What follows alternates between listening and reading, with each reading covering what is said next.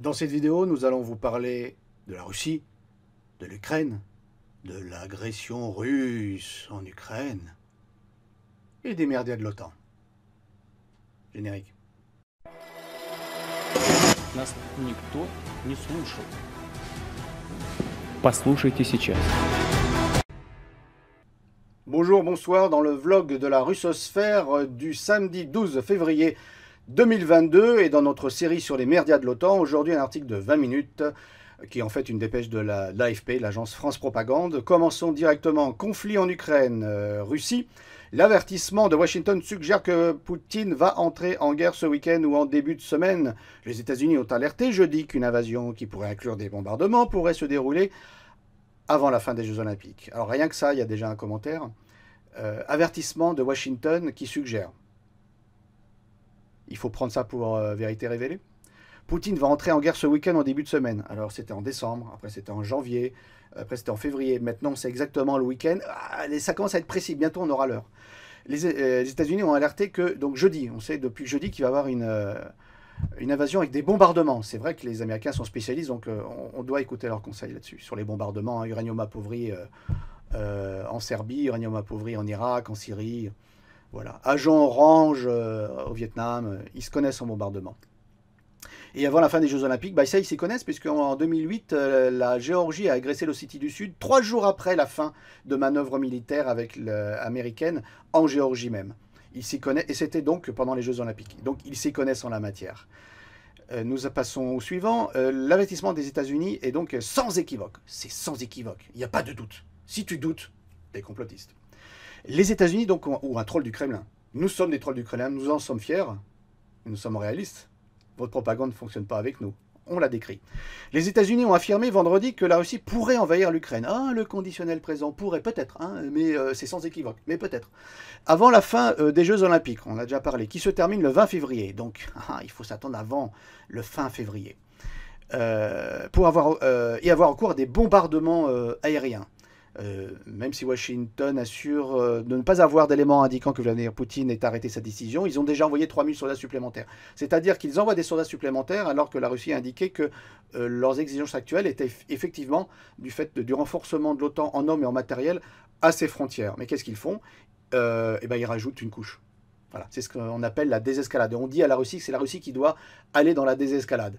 Mais nous, on augmente. Mais voilà, hein, parce que nous, supérieurs, nous, Master Race, et toi, inférieur, hein, toi, russe, toi, asiatique, voilà. Le discours tout à fait, d'ailleurs, des nazis, hein, pendant la Seconde Guerre mondiale, sur la Russie et les Slaves en général. Et donc, ils continuent, voilà, ils demandent que leur personnel, leurs ressortissants, part dans les 24 et 48 heures. C'est urgent, c'est urgent. Même les Ukrainiens sont contre, parce que ça aboutit que les Ukrainiens retirent l'argent des banques, les investisseurs partent, et donc aujourd'hui, il y a une crise économique dans la crise économique.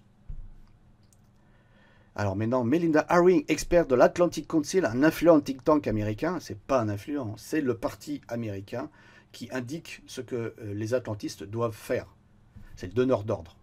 Par intermédiaire, hein, parce que sinon, directement avec le Patagone, Washington, ça, c'est quand il VIP. La conférence de presse de Conseil de sécurité nationale à la Maison-Blanche, Jake Sullivan, ne laisse aucun doute. Il n'y a pas de doute. Poutine va entrer en guerre ce week-end ou en début de semaine prochaine. Il va frapper l'Ukraine et le renseignement américain dispose clairement d'éléments en ce sens qu'ils ont communiqué à leurs alliés. Alors, c'est pourrait, conditionnel auparavant, et maintenant, il n'y a aucun doute. C'était jeudi, après c'était vendredi. C'était décembre, aujourd'hui c'est demain. Ça s'appelle prendre les gens pour des cons. Hein. Alors, il y a une téléconférence, on n'en a rien à foutre, avec qui? Arrivée des nouvelles forces russes, nous continuons à voir des signes d'escalade russe, y compris l'arrivée des nouvelles forces à la frontière ukrainienne. Mais les 3000 soldats américains, c'est pas des nouvelles forces. Ça, c'est normal.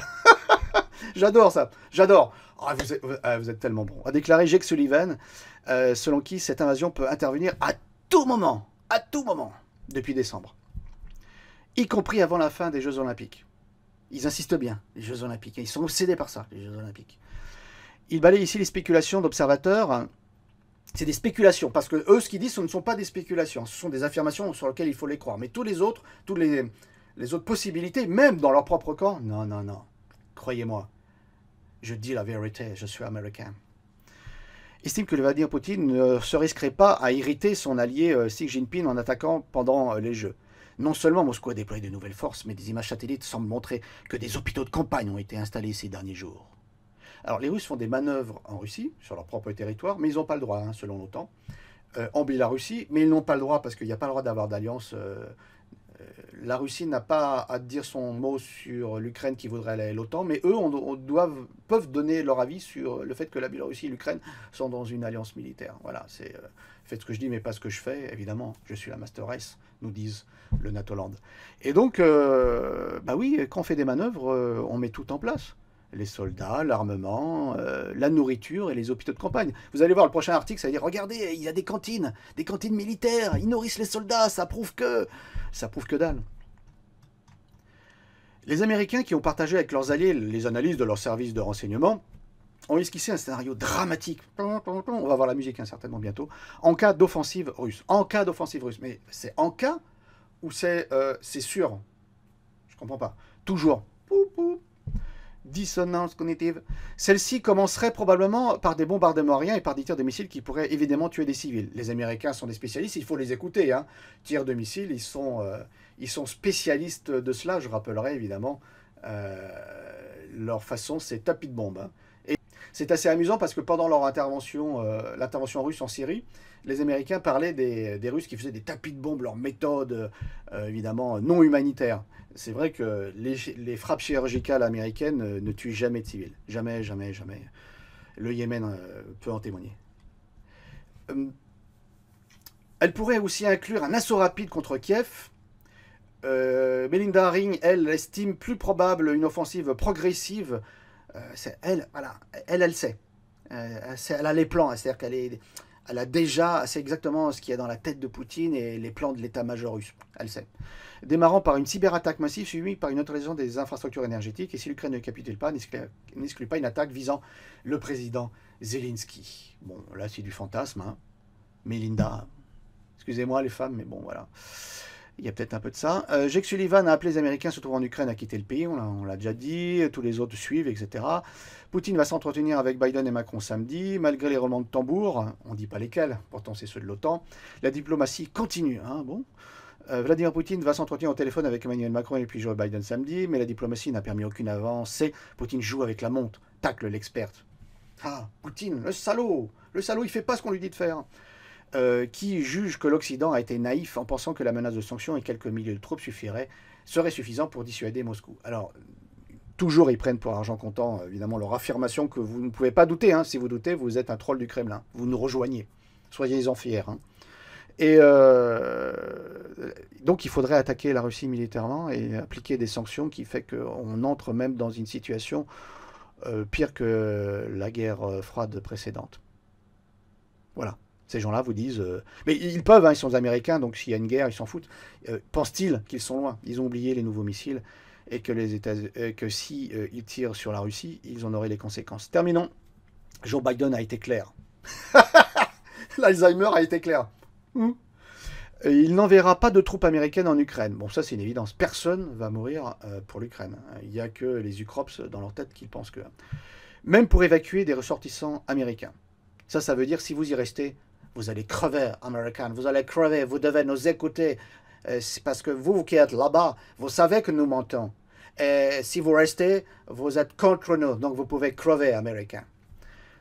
Ça, c'est du patriotisme. Les soldats américains resteront simplement stationnés dans les pays de l'OTAN de la région. Bah oui, ça on le sait, hein, la Russie c'est une puissance nucléaire. Donc, qu'est-ce que tu veux, mon gars Melinda Haring, encore celle-là, estime que le président américain ferait mieux de rester vague sur ce qu'il n'est pas prêt à faire, sous peine d'enhardir Vladimir Poutine. C'est-à-dire que tous ces gens-là disent on est trop faible vis-à-vis de la Russie, on n'est pas assez agressif, il faut aller encore plus loin. C'est jeudi, c'est vendredi. On a dit que c'était en décembre, aujourd'hui on dit que c'est en janvier on dit que c'est en février on dit que c'est demain. Puis on dit mais peut-être, mais c'est sûr. Cet article, c'est un condensé de propagande mal ficelée où vous avez remarqué, il n'y a pas une seule fois une déclaration du côté russe. C'est manger, et puis ferme bien ta gueule. Voilà qu'est aujourd'hui, ce que sont aujourd'hui les médias de l'OTAN. Tous ces articles que vous avez en France. Croyez pas, la Russie, la position est claire. La Russie interviendra militairement pour protéger les populations du Donbass si ceux-ci font face à une agression militaire qui, de par les gens qui sont dans les lignes d'en face, tous ces Ukrop et ces militants ultranationalistes, voire nazis pour beaucoup d'entre eux, ont déclaré qu'ils allaient nettoyer le Donbass des occupants, puisqu'ils considèrent que les populations donc, russes sont des occupants sur leur propre terre. Voilà. La position russe est extrêmement claire.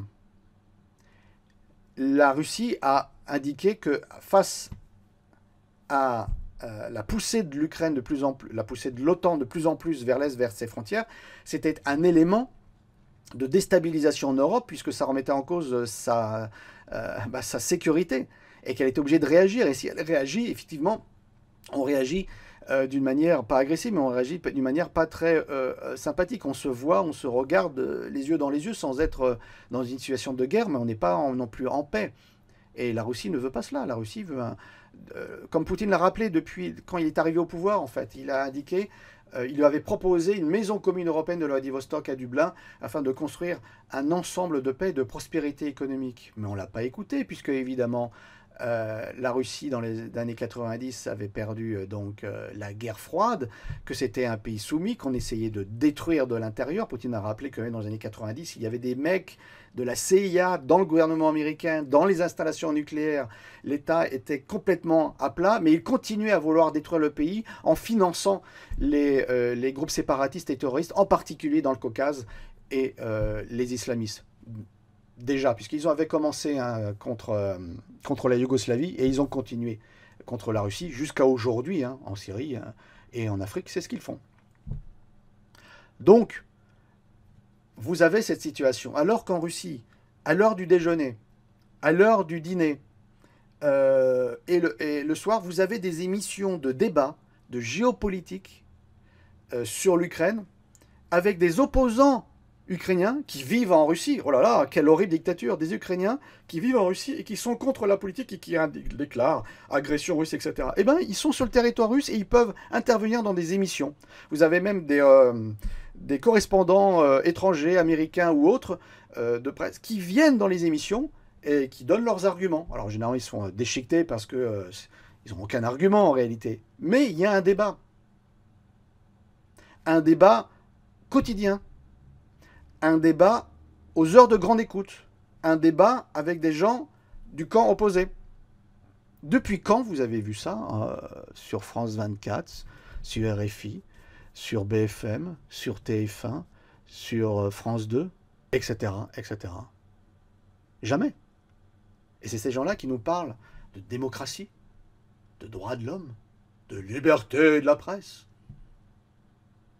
Quand vous avez des gens qui vous font la morale au lieu de vous expliquer la politique, quand vous avez des gens qui vous accusent au lieu avec bienveillance de vous expliquer la géopolitique, regardez leur passé. Fauteur de guerre, haine, soumission à l'impérialisme américain. BHL, Tenzer, Glucksmann, et tous les autres que nous allons cette année, dont nous allons parler cette année,